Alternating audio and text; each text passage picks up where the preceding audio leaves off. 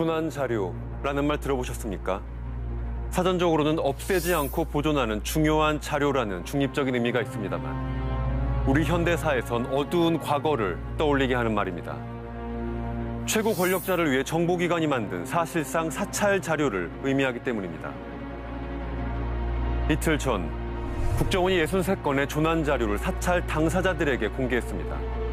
오랫동안 봉인돼 왔던 그 조난 자료 속에는 어떤 내용들이 들어있을까? 국정원은 누구를 위해 그 많은 불법 사찰 정보들을 수집했을까? 오늘 시사직격, 단독 입수한 국정원의 조난 자료를 면밀히 살펴보겠습니다.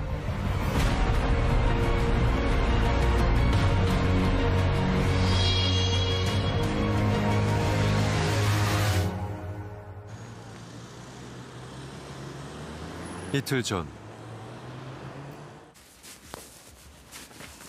내 나라 내 파일 시민행동 앞으로 여러 개의 등기 서류가 도착했습니다. 사서한 번호로만 표시되어 있는 발신자, 국가정보원이었습니다. 그 주소는 아니고 그러니까 사서한 번호인데요. 여기로 우편을 주고받는 거예요. 국가정보원 법에 그 시설 등이 비밀로 공개되면 안 된다고 돼 있기 때문에 그 속에는 63건의 국정원 조난 자료가 들어있었습니다. 지난 3년간 국정원 불법 사찰 문건의 공개를 요구해온 내 나라 내 파일 시민행동. 이번이 2차 공개이자 가장 많은 문건이 공개된 것이라고 밝혔습니다. 사찰한 정보에 대해서 정보공개법에 따라서 국민은 알 권리, 정보에 대한 권리가 있기 때문에 이거를 공개하라, 너희들은 갖고 있으면 안 된다, 이런 운동을 벌였고요. 그게 이제 내놔라 내 파일 시민운동, 이렇게 저희가 조직을 해가지고 조난 자료의 당사자들이 도착했습니다. 이준동 전주국제영화제 집행위원장, 이창동 감독의 동생이기도 한 그는 5건의 조난 자료를 받았습니다. 대표적 좌파 연예인인 누구누구 등은 지난 정부 시절 이후 표현의 자유를 내세워 정치사회활동의 재개 이런 것들이고, 조치 고려상 포용 불가 연예인, 이게 뭘 의미하겠어요? 쫓아내겠다는 거 아니에요. 포용하고 말고 누가 결정하는 거예요. 이번에 자료 공개를 요구한 청구인들은 총 12명.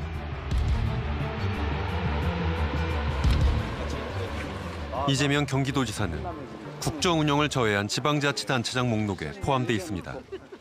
4대강 사업을 비판하는 시민단체를 지지하는 모습을 보였다는 것이 이유입니다. 계속적인 업무에 대해서는 다 비정규직, 정규직화. 이재명 지사가 제작진에게 공개한 문건입니다. 노무현 전 대통령 추도 행사에 참여하는 등 좌파 단체와 연대하고 있다고 기록돼 있습니다. 노무현 전 대통령의 사위 곽상원 변호사도 사찰 대상이 되었습니다. 가족 모임을 가졌다는 정보에서부터 출마를 고심하고 있다는 것까지 국정원이 그를 장기간 사찰한 정황이 드러났습니다.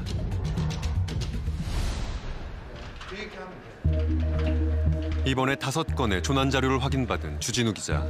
4건은 공개되었고 1건은 국가안보와 관련돼 있다는 이유로 비공개 처리되었습니다.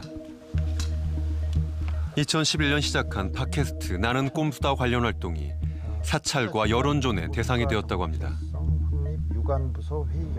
나꼼수 팀이 그 외국 대학에서 초청을 받아서 미국 강연에 가게 됩니다. 그런데 그 초청하는 곳에서 비즈니스 티켓을 보냈어요.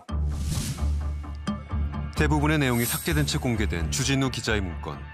미국 방문 시 자식을 대동하고 비즈니스석을 이용했으며 명품 가방을 들었다는 것이 지적돼 있습니다. 당시 미국행을 문제 삼는 보도가 쏟아졌습니다. 주 기자는 사찰이 여론전으로 이어졌다고 주장합니다. 진보의 배신, 이중성 그러면서 이게 뭘 잘못했냐고요. 그런데 그 쏟아지는 언론의 비판, 쏟아지는 여론전이 다 국정원에서 기획한 거라는 게 드러나서 좀 웃겼죠. 준비하던 과정, 그리고 기사를 국정원 여러 부서가 협력해서 나는 꼼수다에 대응하라는 지시도 있었습니다. 국정원 보고서가 이렇게 올라가면요. 2차장 지시사항. 2차장은 국내 정보를 총괄하는 최고 책임자입니다. 낙검수가 영향력이 커지니까 한 팀에서 맡기 어렵다 생각해서 여러 명이 상호 분담을 해가지고 단독으로는 못하니까 시너지 효과 발휘할 수 있도록 협업 체제를 활성화해라 이렇게 얘기했습니다. 그러면서 뭐 종북 세력 척결을 위한 활동 성과하면서 자기네들이 성과를 막 써놔야 되는데 그 부분은 다 지웠어요. 다 지웠고요. 청와대의 요청으로 사찰을 펼쳤다는 증거도 확인할 수 있었습니다. 근데 이게 국정원 스스로 한 것도 있지만 이게 1일 청와대 주요 요청 현황이거든요. 좌파 성향 감독들의 2년 편향적 영화 제작 실태, 좌편향 방송 PD 주요 제작 활동 실태 및 PD별 유착 기획사 대표. 뒷장 가면 더 이상한 게 민정수석실에서 마약류 프로포폴 유통 실태, 일부 연예인 중심으로 급속히 확산돼가고 있다는 소문이 있는데 심층 점검 필요. 국가안보랑 연예인 프로포폴하고 무슨 상관이 있습니까? 이번에 조난 자료가 공개된 12명 가운데 가장 많은 문건이 확인된 사람은 배우 문성근 씨입니다. 총 22건. 시사 직격은 문성근 씨의 문건 전문을 전격 입수했습니다. 이 속에는 풍문은 무성했지만 차마 사실이라고 생각하기 어려웠던 사찰과 공작의 실체적 진실이 담겨 있습니다. 67쪽에 달하는 이 문건을 이해하기 위해선 먼저 2017년으로 돌아가 보겠습니다. 2017년 1월 작성의 윗선이 박근혜 대통령이 맞나요? 같이 해야죠. 잠깐. 유진용 전 문체부 장관. 그는 문학의 블랙리스트의 존재를 폭로하며 청와대를 지목했습니다. 블랙리스트는 저와 저희 동료와 후배들이 목격하고 경험하고 모든 정보를 취합해 볼 때 그건 분명히 김기춘 씨가 주도를 한 겁니다. 블랙리스트가 김기춘 실장으로부터 시작되어서 그다음에 정무수석을 거쳐서 문화부로 내려왔다는 것이 문화부 전직 공무원의 증언인데 사실입니까? 저희들 블랙리스트 만든 일 없습니다. 유진용 전 장관도 내려온 블랙리스트를 보고 시향을 할까 어쩔까 하다가 그냥 그만두고 말았다는 이야기를 들은 적이 있는데 모르시는 일입니까? 네, 전 유진용 장관에게 그런 걸 드린 일 없습니다. 만든 일도 들은 일도 없다는 블랙리스트. 그러나 사실로 드러났습니다. 문화예술인 수천 명의 성향과 활동을 뒷조사하고 이들을 퇴출하거나 배제하기 위해 조직적으로 움직였습니다.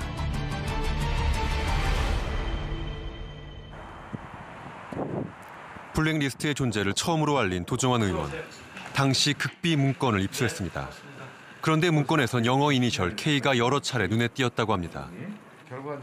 K는 국정원이었습니다. 굉장히 많은 K가 이렇게 K가 이렇게 나와서 국정원이 한 사람 한 사람에 대해서 이 사람은 이러이러한 문제가 있다라고 국정원이 그 판단하는 내용을 가지고 그것이 이제 문체부 또는 문화예술위원회에 전달이 되어서 불이익 조치들이 지시되고 했던 기록들인 거죠. 이런 영화 청와대와 문체부 관련자들은 특검 조사를 받았고 재판정에 섰습니다. 하지만 국정원은 제대로 된 조사조차 받지 않았다고 합니다. 그다음부터 문화예술인들에 대한 장관, 차관부터 시작해서 사무관에 이르기까지 처벌과 징계를 다 받았어요. 기획하고 또 대통령께 보고하고 했던 그다음에 집행에까지 다 관여했던 국정원 직원들은 그 이후 어떻게 처벌되었는지 모르고 있어요. 특검은 블랙리스트의 설계자로 김기춘 전 비서실장, 시행자로 조윤선 전 문체부 장관을 지목해 기소했습니다. 판결문에 표현된 블랙리스트 사건의 정의입니다. 청와대, 문체부, 그리고 국가정보원을 통한 지원 배제 시스템. 하지만 이 삼각구조의 한 축인 국정원은 사법 처리 과정에서 여전히 빠져 있습니다. 김기춘 비서실장 또는 조윤선 문화체육부 장관이 한 역할도 있지만 비밀정보기관이 한 역할이 있을 거 아니에요. 특히 리스트가 만들어지는 데 있어서의 비밀정보기관의 역할이 분명히 있었을 거예요. 다른 역할은 다 했는데 문화인 블랙리스트에 대해서는 국가정보원이 아무런 역할도 안 했다는 걸 어떻게 믿을 수 있습니까? 그럼 그것도 확인이 돼야 되잖아요. 국민들에게 보고해야 됩니다. 국정원은 성역입니까?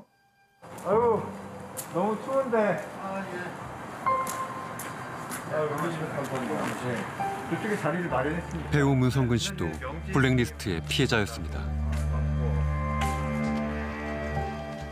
한동안 출연 요청이 끊기고 길 가다 봉변을 당한 적도 있다고 합니다. 지하철역 앞쪽에 있었는데요. 그 계단에서 이렇게 내려오시는 분을 이렇게 언뜻 봤는데 눈에 확 띄시더라고요, 노인분이. 그러니까 나중에 생각해 보니까 이렇게 안광이 나왔던지 모르겠어요. 저를 발견한 순간 이렇게 증오를 느끼신 것 같은데 다가오더니 그냥 뭐라고 큰 소리를 내면서 때리더라고요, 이 어깨 축지를. 근데 지나고 보니까 인간이 돼 있어야 이랬던 것 같아요. 근데 그분이 이제 그분께 입력된 정보는 제가 인간이 아니었던 거죠.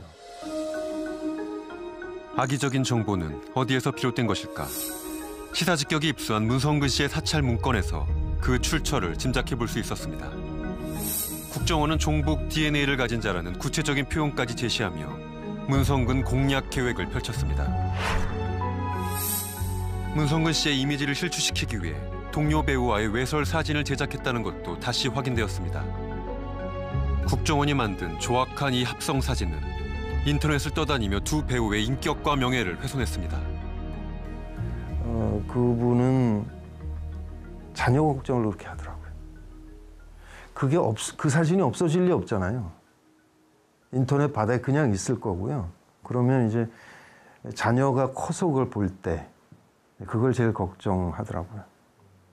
근데 나중에 그게 국정원의 공작이었다라는 거를 보니까 참 처참하죠. 국정 막장이지 않습니까? 정권의 수준이 이렇게 막장일 수 있었을까? 이번 국정원 문건에서는 사진 자료 2탄, 3탄까지 준비되고 있다는 사실도 확인되었습니다.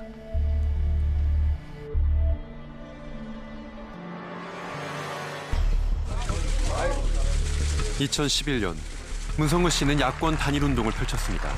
이때부터 이미 국정원의 관리 대상이 되었을 것이라 그는 추측했습니다.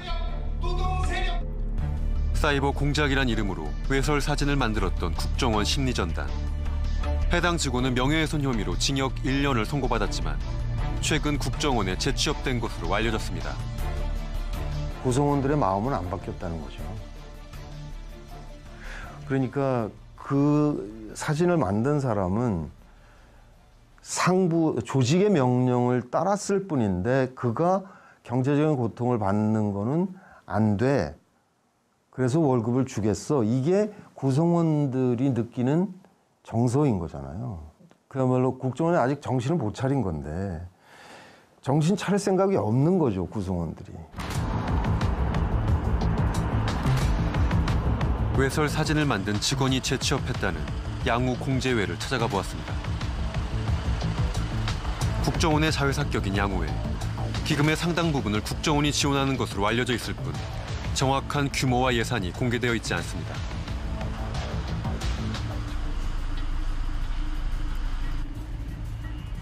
주소지를 찾아가 보았지만 국정원 업무와 관련 없는 물류센터의 모습이었습니다. 다른 사무실에서도 양호회에 대한 정보는 얻을 수 없었습니다. 사무실을 찾아왔는데 무슨 사무실? 양호회라는 사무실을 찾아왔거든요. 이거 안기부 소속일 거예요, 아마. 안기부. 이게 대 접촉. 그 이름을 하나 거기서 했는 모양인데 못 쓰겠어요. 국정원은 외설 사진을 제작했던 해당 직원이 양호회에 재취업했으나 지난해 11월 퇴사 조치했다고 밝혔습니다. 수천 명을 사찰하고 활동할 길을 막아버렸던 블랙리스트 사건. 지명도가 낮을수록 더 큰 고초를 겪었을 것입니다.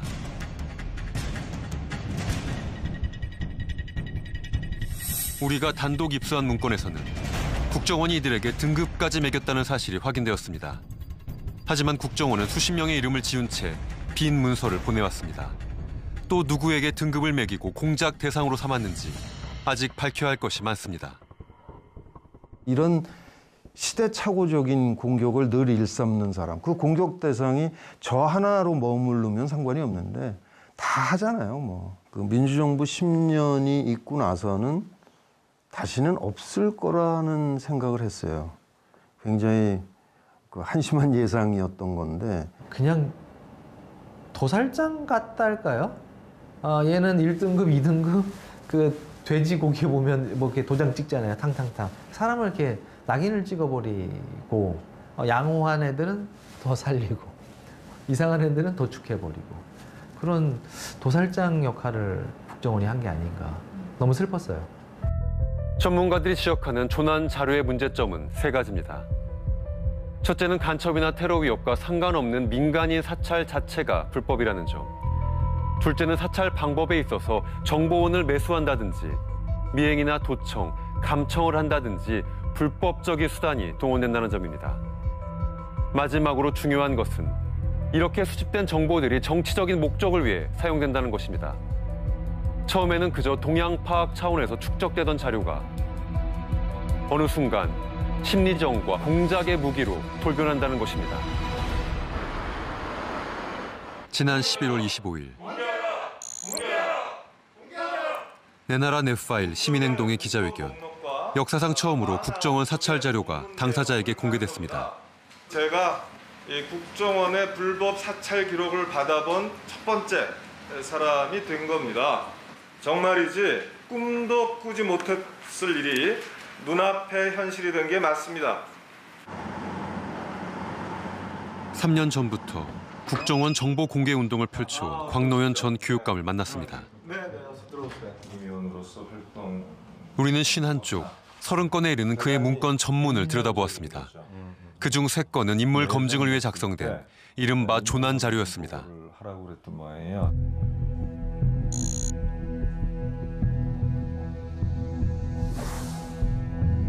소외계층이나 본인이 관할하고 있는 부하 직원에 대한 지나친 배려, 방송대학 운영보다 인권 측면을 지나치게 중시, 대학 내 비정규직 노동자의 투쟁을 옹호했다. 뭐 이런 식의 인물 검증이에요, 이게. 정보를 수집하는 사람들과 가까운 몇 사람의 얘기가 증폭되는 거죠. 그것이 마치 진실인 양 통용되게 만드는 거거든요. 문서에 씀으로써. 인권운동가였던 그는 1990년대 들어 안기부 개혁운동에 힘을 쏟았습니다. 정권 안보를 위한 법 개정이 분명하다고. 공포의 대상이 되는 보다 커다란 권력기관, 특권적주의를 누리는 권력기관으로 계속 군림할 것이냐. 95년 가을. 그는 이미 오래전부터 국가정보기관의 감시를 받고 있다고 느껴왔다고 합니다. 그 전화를 받잖아요. 받았는데 갑자기 야, 너 배때기가 몇 센치야? 너까지는 넌 한번 푹 쑤시면 그냥 죽는 거야. 쥐도 새도 모르게 갖다 묻어버리면 그만이야. 딱 이렇게 얘기하더라고요. 제일 경악을 금치 못했던 건 제가 없을 때 우리 어머니가 받으시거든. 그 어머니한테 아니 손자가 아직 어립디다. 애 간수 잘하소. 이렇게 하고 끄는 거예요. 우리 어머니 너무 겁이 나갖고. 정례적인 인물 검증에 그쳤던 국정원의 사찰은 2011년부터 급증합니다. 서울시 교육감에 당선되었던 시기입니다. 세간의 주목을 받았던 서울시 첫 진보 교육감. 오늘부터 여러분에게 친환경 무상급식을 시작합니다. 그는 전면 무상급식을 선언했습니다. 무상급식은 광노현 전 교육감이 추진하던 일련의 진보 정책을 대표하는 것이었습니다. 하지만 오세훈 당시 서울시장이 무상급식 조례안을 반대하고 나섰습니다. 당시 차기 대권 후보로도 거론되던 그는 시장직을 걸었습니다. 무상급식은 선별적 복지를 주장하는 보수와 보편적 복지를 주장하는 진보의 전장이 되었습니다. 그 최전선에 오세훈 전 시장과 광노현 전 교육감이 있었습니다. 그런데 국정원의 광노현 사찰 문건에서 새로운 사실이 발견되었습니다. 보수 단체의 광노현 규탄 시위를 국정원이 주도한 정황이 확인된 것입니다. 효과를 높이기 위해 시위 일정을 변경한다는 내용도 있습니다. 당시 보수 단체들은 연일 광노현 반대 시위를 열고 있었습니다. 이게 엄마 군대, 우리 군대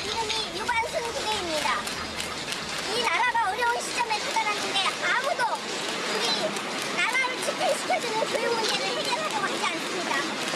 강우영 교육감, 우리는 절대로 그런 교육감을 원하지 않습니다. 보수 단체와 국정원의 협력 어떻게 이루어진 것일까? 공교육을 위한 학부모 연합이라는 시민단체가 여기에 있지 않았나요? 시민단체 우리가 여기밖에 없었어요? 당시 활동을 했던 관계자와 연락이 닿았습니다. 저는 그러지도 않았고요. 네네. 왜 지금 몇 년 전 일, 저 본인도 기억을 우리가 못하는 일을 이렇게 취재해서 의도가 뭐예요? 저는 활동을 그만뒀어요. 학부모 운동을 아무리 해봐도 전교조 하나도 사라지지 않는 게 우리나라 좌파 세상인데 지금 무슨 국정원 무슨 얘기를 하고 있는 거예요? 지금 학부모 단체랑 어떻게 엮는 거예요? 진짜 기분이 나빠서 정말 취재에 응할 생각도 없고 그런 적도 없습니다. KBS 정신 차리세요. 2011년 8월 무상급식 주민투표가 투표율 33%를 넘지 못하면서 오세훈 시장이 사퇴했습니다. 이번 투표가 무효 처리되면서 복지정책 전반에 대해 시민들의 뜻을 묻겠다던 오세훈 시장의 시도는 결국 무산됐습니다. 그런데 오세훈 시장이 사퇴한 바로 그날 저녁 광노현 전 교육감의 후보 매수 의혹이 폭로됐습니다. 광노현 서울시 교육감이 지난해 선거에서 후보 단일화를 대가로 다른 후보 측에 금품을 건넸다는 의혹이 일어 검찰이 수사에 착수했습니다. 광노현 전 교육감에 대한 검찰 수사가 시작됐습니다. 수사는 빠른 속도로 진척됐습니다. 그러니까 되게 재밌는 게 무상급식에서 그 선거가 오세훈 시장이 진 날 저녁 때 방송사에 의해서 이 사건이 처음 보도되고 터집니다. 이 우연치고는 너무 딱 그날에 맞춘 거죠. 근데 요번에 나온 그 문건을 분석해 보니까 그 전부터 이미 거기에 대한 보고 이런 것들이 이루어졌단 말이죠. 그때 관여한 사람 누구며 어떤 일들이 진행된 건가. 국정원의 광노현 문건 29번과 30번. 당시 국정원이 벌였던 이른바 심리전의 내용이 구체적으로 드러나 있습니다. 온라인에서는 사이버 역량을 총가동해 광노현 전 교육감의 구속 수사를 촉구하고 방송과 칼럼을 통해 파렴치성을 부각한다고 기재돼 있습니다. 오프라인에서는 여러 보수단체와 협조해 관제 시위를 조직한 정황도 확인됩니다. 광노현 전 교육감이 구속될 때까지 퇴출 여론을 확산시킨다는 전략입니다. 보수단체들은 서울시 교육청과 그의 집 앞에서 규탄 집회를 이어갔습니다. 광노현을 구속하라! 광노현 전 교육감의 관이 등장하기도 했습니다.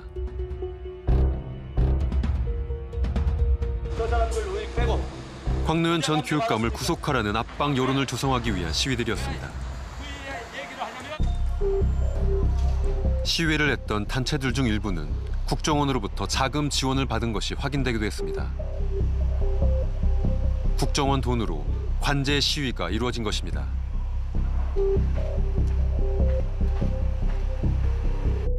국정원하고는 관계없고. 그런데 국정원 문건에는 왜 그렇게 적혀 있을까요? 모르죠. 왜 그냥 알 수 없지. 그 1인 시위 같은 거 할 때 이제 지원금 같은 것도 받지 않았나요? 네네. 이런 주장들도 있거든요. 했으면 좋겠네. 네, 그만 끊을게요.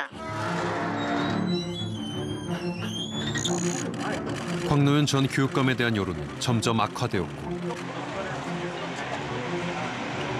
그는 결국 구속 수감됩니다. 그런데 당시 검찰의 수사 진척 상황을 국정원이 소상히 알고 있었다는 사실이 확인되었습니다. 국정원의 광노현 문건 5번과 6번. 중앙지검이 언제 구속영장을 청구할 것이고 언제쯤 기소할 예정인지를 국정원이 미리 파악하고 있었습니다. 나아가 구속영장을 반드시 받아내겠다는 각오를 하고 있었다는 것. 초반부터 기선을 제압하는 전략을 쓰겠다는 것까지 알고 있었습니다. 심지어 우리 요새 인사이동도 있고 여러 가지로 인력이 부족해서 애로가 많아. 이런 고충도 토로했다고 써 있어요. 국정원 측에. 네네. 검사가 국정원 측, 검찰이 국정원 측에. 그래서 참 한 몸으로 군다 이런 생각이 들죠. 국정원은 어떻게 검찰의 이런 내밀한 전략과 각오까지 알고 있었던 것일까?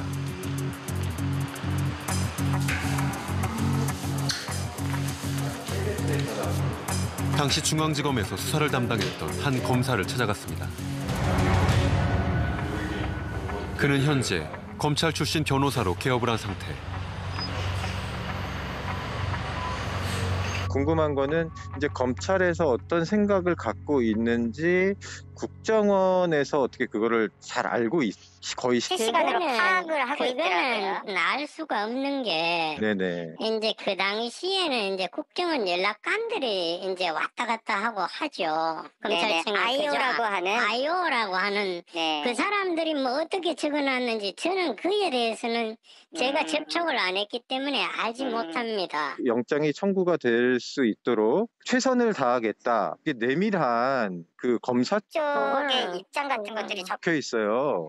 그거는 연락관이 어떻게 해서 그렇게 적었는지에 대해서는 저도 알 수가 없다는 거죠.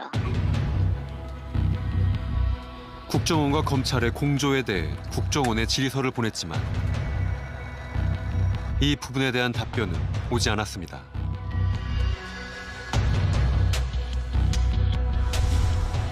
최초로 공개된 한 개인의 조난 자료. 10년간 축적되어 온 이 자료들은 정치 공작의 무기로 활용됐습니다. 그러니까 서울시 교육감을 뭐 교육부에서 임명하는 게 아니라 선출직이 됐기 때문에 서울 시민들의 선택으로 광노현 교수가 교육감이 된 거예요. 그러니까 이거는 광노현 교수의 역할이나 광노현 교수가 앞으로 어떤 모습을 보이는가가 이후 선거에 커다란 영향을 미치는 거죠.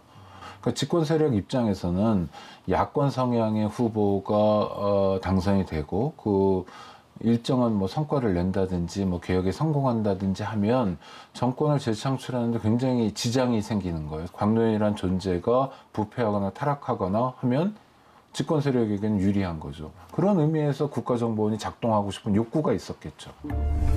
국정원의 작동. 국정원의 작동은 무엇 때문에 그리고 누구를 위해 이루어지는 것일까? 우리는 어렵게 한 청년을 만났습니다. 그는 원세훈 전 국정원장 시절 국정원의 돈을 받고 시위 현장에 투입되었다고 폭로했습니다. 2009년 1월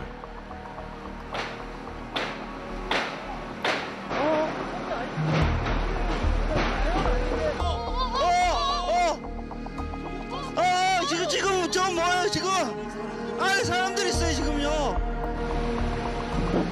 용산의 한 건물이 화염에 휩싸였습니다. 재개발 지역 철거민들이 목숨을 잃은 용산 참사.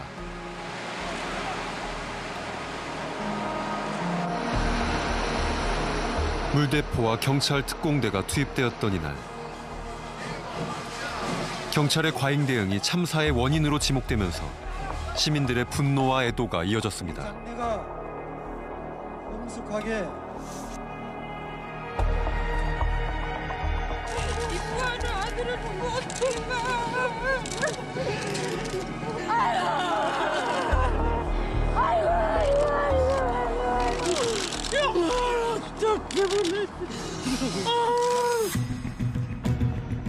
참사가 있은 다음 달 새로운 인물이 국정원장에 임명됐습니다. 사상 최장 국정원장을 기록하게 될 원세훈 전 국정원장. 그는 서울시 수도국장 시절 발탁돼 행정 제1부시장을 거치며 이명박 시장을 보좌한 인물이었습니다.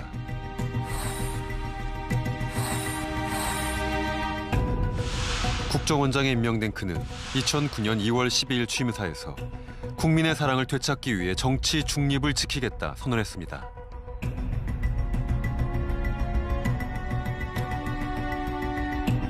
하지만 불과 몇 달 후 국정원 간부회의에서의 태도는 취임사와 180도 다른 것이었습니다. 우리는 국정원 인트라넷에 올랐던 원세훈 국정원장의 발언을 입수했습니다. 정부가 하는 일이 국민이 원하는 일이라며 이것이 정치적으로 편드는 게 아니라고 했습니다.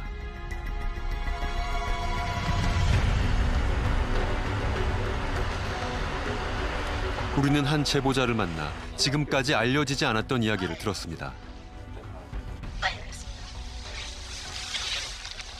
인터넷 농객이었던 그는 용산 참사 이후 국정원 직원을 만났다고 합니다. 30회쯤에서 이제 국정원 직원들과 만나서 이제 그 피처폰으로 위장한 이제 그 특수 카메라를 받았습니다. 받고 이 카메라의 사용법을 이제 주문받고 어떤 것을 찍으라는 거를 이제 전달을 받았죠. 시내의 한 횟집에서 만난 국정원 관계자는 휴대전화로 개조한 특수 카메라를 건네주었습니다. 특수 카메라를 들고 용산 참사 추모 시위에 잠입해 체증을 하라는 것. 그에게 주어진 임무였습니다. 이걸로 그 이제 경찰 쪽을 체증하는 척하면서 이제 시위를 체증하라 그런 지시를 받았습니다. 예를 들면은 이제 혹시 시위대가 경찰 대치에 경찰 진영을 향해서 뭐 폭력 행위나 불법 행위를 한 게 있는가, 그 아니면 유사한 상황이 있거나 몸싸움이 있는 경우에 그거를 체증할 것. 네, 그런 걸 지시받고 이 카메라와 무선으로 연결되어 있는 기지국이 있었어요.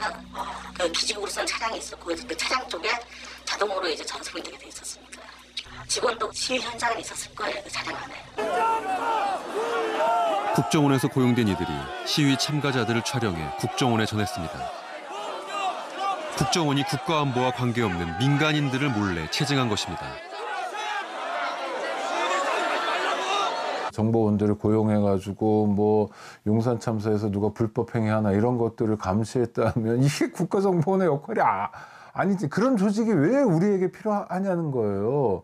그러면 뭡니까? 뭐 대통령만을 위한 호기심 천국입니까? 말도 안 되는 거죠. 저는 특히 화나는 게 그게 국민의 혈세로 그런 걸 운영했던 거 아니에요. 과거 국정원에는 국정원의 대통령 독대 보고라는 전통이 있었습니다. 국정원이 수집한 정보를 대통령에게 은밀하게 전달할 수 있기 때문에 공작 정치라는 폐단을 불러온다고 지적돼 왔습니다. 때문에 참여정부에선 폐지되었지만 이명박 대통령 때 다시 부활한 곳으로 알려졌습니다.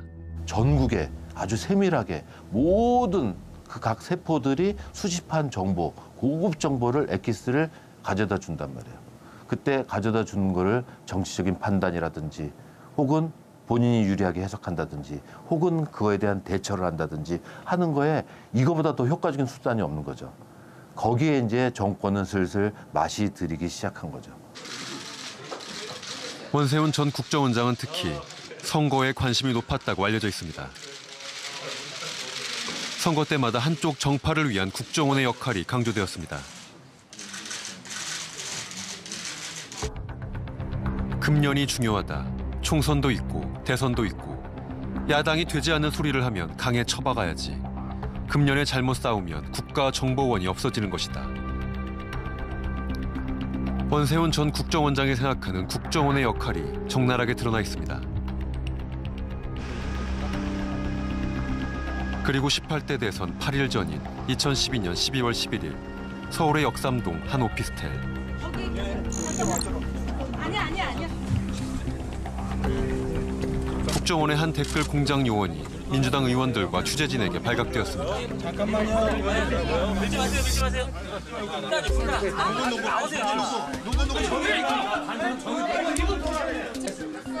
이 사건을 계기로 원세훈 국정원의 선거 개입이 세상에 알려지게 되었습니다.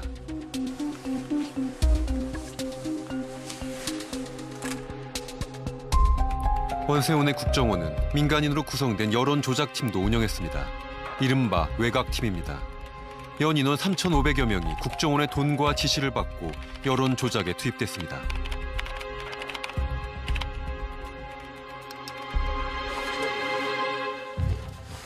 외곽팀 중 하나인 알파팀에서 활동했다는 제보자. 시기마다 어떤 주제를 집중 공략할 것인지 국정원에서 구체적으로 지시가 내려왔다고 합니다. 조회수를 올리는 방법과 프로그램도 국정원에서 제공했습니다. 기존 IP랑 그리고 쿠키가 있는 경우에는 조회수가 이제 추천이 추가가 안 돼요. 그렇게 반대로 말하면 IP를 바꾸고 쿠키를 지울 경우에는 조회수 추가가 됩니다. 그렇기 때문에 IP 우회 프로그램을 사용해서 좀 더 빨리 하면서 추천을 하면은 이제 그거를 쉽게 베스트 올릴 수 있습니다. 알파팀 외에 베타팀, 감마팀 등 다른 외곽팀이 존재했으며 경쟁적으로 글을 썼다고 합니다. 건당 수십만 원의 경제적 대가와 더불어 일명 교장의 격려도 있었습니다. 저희가 쓴 글이 마음에 들 때는 맨날 국정농가가 됐고, 그게 그 글이 이제 그 교장한테 가서 교장도 칭찬했다는 말도 또 있었습니다. 교장이 칭찬을 했다. 교장이라고 하면은 국정원장이죠. 발생할 수 있다는 것을 예고하고 있습니다. 온라인에서 댓글 공작이 이루어지는 사이 오프라인에서는 관제 시위가 이어졌습니다. 4년이 넘는 원세훈 국정원장 임기 동안 사회 정치적 이슈마다 공식처럼 보수단체의 맞불 집회가 등장했습니다.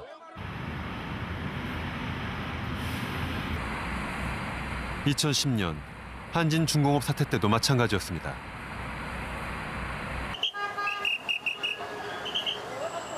그해 여름 한진중공업 노동자들을 응원하기 위해 희망버스가 출발하자 어버이연합을 필두로 한 보수단체 회원들이 도로를 막아서고 버스에 난입해 시위 참가자들과 시민들을 끌어냈습니다.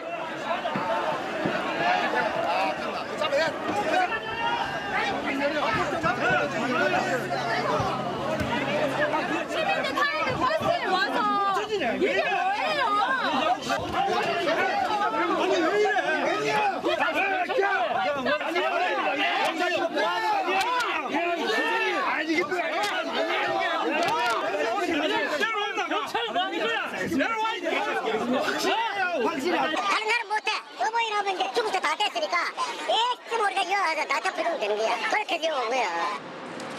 추선희 어버이연합 전 사무총장은 국정원으로부터 자금 지원을 받고 관제 집회를 연 혐의로 실형을 선고받았습니다. 노인복지 정말 흉명원의 노인들 그분들을 위해서 한 거밖에 없어요. 저를 가! 인사하셨어요? 국정원이 공개하는 거.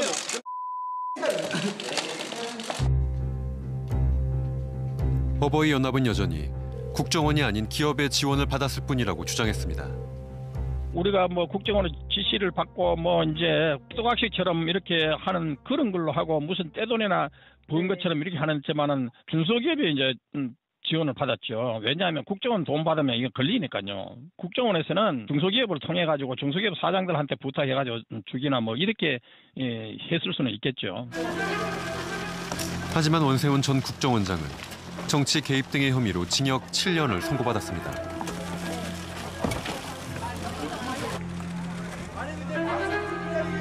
재판부는 국정원의 정치 관여 행위에 대해 엄중한 처벌이 불가피하다고 밝혔습니다.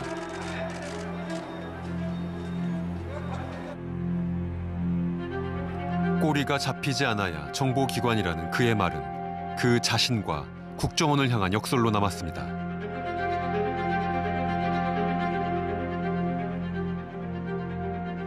대통령의 관심사와 국민의 관심사가 다를 때가 많아요.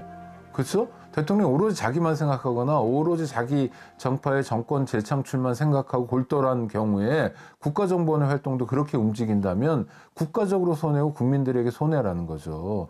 그러니까 정권에 휘둘리지 않을 수 있는 국가정보원을 우리가 어떻게 만드냐, 능력 있는 국가정보원을 어떻게 만드냐가 숙제죠.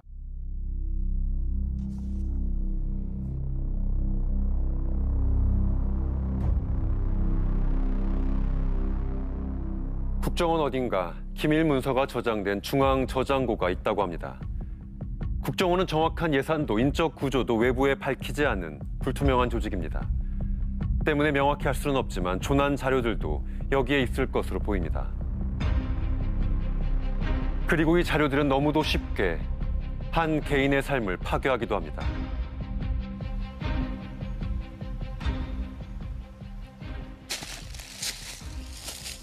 제천의 한 남자. 국정원 사찰의 또 다른 피해자 명진 스님을 만났습니다. 이제는 나이가 드니까 무릎이 조금씩 약해지면서 오르막내리막 다닐 때보다 시근거리면서 아, 무상하구나. 인간 몸뚱이 별거 아닌데 뭐 때문에 그렇게 아등바등 뭐 지키고 구하고 얻으려고 살았나 하는 그런 생각이 더 많이 들어요. 2006년 강남 한복판에 위치한 사찰 봉은사 주지에 취임했던 명진 스님. 혼자 버스를 타고 많은 분들이 인사를 하고 버스를 타도 인사를 하고 아, 내가 이만큼 잘났구나 하면서 다시 뼈도 벨했습니다. 투명한 사찰 운영과 직설적인 정부 비판 발언으로 세간의 인기를 얻고 있었습니다.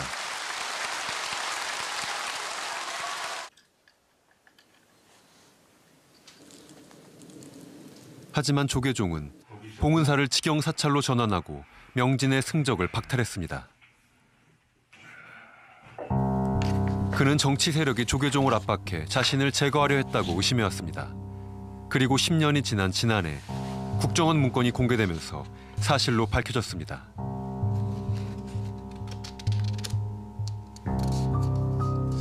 막가파 행태 막말을 자행하는 명진에 대한 전략적 대응을 강구하라.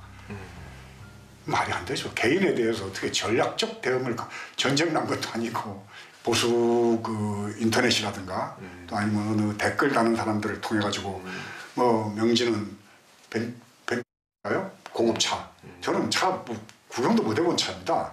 그 차를 끌고 다니고 그 아파트도 제가 뭐 소유를 하고 있다든가 내지는 여자가 있다든가 뭐 애도 있다든가 돈이 또 뭐 100몇십억이 있다든가 이런 얘기들이 끊임없이 돌아다녔거든. 그게 보니까는 결국은 국정원의 지시 속에서 이루어졌던 행태였다라고요. 국정원의 사찰 내용 중에는 기본적인 사실관계조차 맞지 않은 것들이 많았다고 합니다. 100억 원 착복설도 그 중에 하나입니다. 사찰을 했으면은 제대로 해야지 되잖아. 그러면 사찰 당하면 나도 그래 참 사찰은 잘했다 이럴 텐데 이거는 심부름센터나 흥신소에다 부탁을 해도 이렇게 사찰 안 합니다. 아주 저질이고 더군다나 사실이 안 맞아요 이게. 어렵게 자신의 조난 자료를 받았지만 아직도 밝혀야 할 진실이 남아 있습니다. 명진 스님 이름으로 작성된 30여 건의 자료 가운데 13건만이 공개되었습니다. 그렇죠. 네. 공개된 자료 역시 불완전합니다. 국정원에서 삭제한 부분들, 어떤 내용이 있고 왜 지웠는지 밝혀야 한다는 것입니다. 제가 받아봐야죠. 나를 무슨 추문으로 어떻게 해서 이게 어딘가 있을 거 아닙니까 기록이. 난 그걸 보고 싶다는 거죠. 그래서 내 나라 내 파일을 옛날에 어두운 시절에 그 막 암흑 세력들이 저질렀던 나에 대한 그 기록들 같은 것도 내가 보고 이건 잘못된 거다. 잘된 건지 잘못된 거든지 개인의 기록물이 국가기관 어딘가에 있다는 것 자체가 엄청 기분 나쁜 일이잖아요. 그럼 내놔야죠 이제. 우리 국가정보기관의 역사는 1961년 창설된 중앙정보부로부터 시작되었습니다. 수사권을 가진 정보기관이라는 막대한 권력의 탄생. 명칭을 바꿔가며 여러 차례 개혁의 대상이 되었습니다. 민간인 사찰을 하지 않겠다, 정치 개입을 하지 않겠다 약속했지만 지켜지지 않았습니다. 국가정보원을 만든 사람은 쿠데타로 집권에 성공한 박정희였습니다. 박정희 장군 입장에서는 자기 같은 후배가 생기는 게 가장 두려운 거예요. 정통성이 취약하기 때문에 국민들의 비판이나 비난이 두렵습니다. 그러니까 누가 무슨 소리를 하고 있는지 알고 싶은 거예요. 전화하는 것도 엿듣고 싶고요. 그다음에 편지 보내거나 하는 것도 엿보고 싶은 거예요. 이러기 위한 비밀정보기관으로서 국가정보원, 그 이전에 국가안전기획부, 시작은 중앙정보부가 시작된 거죠. 그 역사가 계속 지금까지 진행되고 있었던 거예요. 1990년에는 보안사에 근무하던 한 이병이 민간인 사찰 내용이 담긴 조난 자료를 폭로한 일도 있었습니다. 조난 자료라는 존재를 우리 사회에 처음 알린 사건. 개인별 고유 번호를 매겨 관리한 신상카드에는 김영삼, 김대중, 노무현을 비롯한 정치인과 민간인 1,303명의 동향이 기록돼 있습니다. 그로부터 30년이 지났지만 조난 자료는 사라지지 않았습니다. 조난 파일이라는 게 그 사람이 갖고 있는 능력 혹은 어느 정도의 흠결 문제만 되는 거가 아니라 그 사람이 갖는 치명적인 약점들, 이제 이런 것들이 보이게 되는 거죠. 이 약점은 얼마든지 공작에 사용될 수 있는 거죠. 그리고 그 유혹에 넘어가죠. 그래서 민주시민 국가라고 했을 때는 조난, 조난 파일 이런 거는 원래 존재해서는 안 되는 거죠. 지난해 말 국정원법 개정안이 통과되면서 국정원 개혁이 첫 걸음을 내딛었습니다. 개석 187인 중 찬성 187인으로서 국가정보원법 전부 개정 법률안 대안은 가결되었음을 선포합니다. 국내 정치 개입의 빌미가 되었던 국내 보안 정보는 없앴고 정치 개입 우려 조직은 해체되었고 원천적으로 설치할 수도 없습니다. 대공수사권도 정보 수집과 수사 분리의 대원칙을 실현해서 인권 침해 소지를 없앴고 세상에 공개된 국정원 조난 자료를 다시 보겠습니다. 빈 곳이 너무 많습니다. 국정원이 진정 국민을 위한 정보기관으로 거듭나려면 여전히 밝혀야 할 것들이 많아 보입니다. 원세훈 원장과 관련된 기사를 썼어요. 그 준비하던 과정, 그리고 기사를 낼 때 나오고 난 후에 국정원에서 저를 얼마나 괴롭혔는지 다 알고 있어요. 그런데 그걸 보고 안 했다고요? 그 보고서가 왜 없다고요? 에이, 그 내용은 명확한 불법 수집이기 때문에 아마 폐기했거나 그 팀의 존재도 아마 없앴을 거예요. 아니면 덮어놨겠죠, 어디다. 그냥 시민 평균 이하의 수입으로 근근히 문화예술로 버티고 있는 사람들의 밥줄도 끊었어요. 그러니까 이거는 생존의 문제예요. 절대로 가벼운 일이 아니다. 그러니까 정치인들의 문제이기 때문에 나하고 관계없어가 아니라는 거죠. 이 부분에 대해서는 철저한 수사, 철저한 처벌, 그다음에 구성원들의 철저한 반성. 다시 하지 않겠다는 다짐. 그러니까 위법은 거부해야 한다라는 그런 그 인식을 갖게 하는 것. 그것이 중요하다는 거죠. 지난 화요일 국정원이 세월호 유가족을 사찰했다는 의혹과 관련해 검찰은 무혐의 결론을 내렸습니다. 국정원이 유가족의 동향을 파악한 사실은 인정된다. 그러나 미행이나 도청, 감청 같은 불법을 입증할 증거는 없다. 파악한 동향을 유포한 정황도 확인되지 않는다.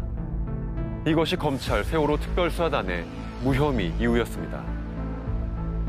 사찰 피해를 증명하기란 얼마나 어려운 것인지 다시 한번 절감케 합니다. 국정원은 현재 전담 부서를 구성해 정보공개 청구에 대응하고 있다고 밝혔습니다. 지금까지 총 115건의 15명의 당다. 하지만 아직 시작에 불과합니다. 더 많은 조난 자료들의 봉인이 풀려야 합니다. 다시는 인되어선 안 되기 때문입니다.